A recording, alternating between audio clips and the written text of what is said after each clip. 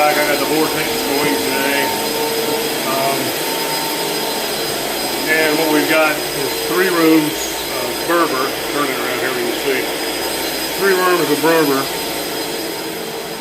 I've already put down War on P from Incap store.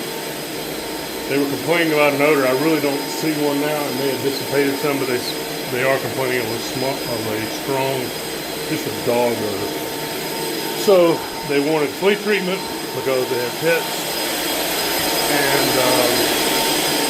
they wanted ozone just to be sure we get that odor out before the next tenant moves in. So that's what we'll be doing today. I'm using some extraction just to be sure I get any unseen cause of the odor, trying to make sure we get to the source. I'm not going to show you downstairs because it's basically one of these rooms and a half. Just a straight, I don't know, 14 or 15 by 11 or 12 master bedroom. Pretty small house, really, but really nicely designed, I think.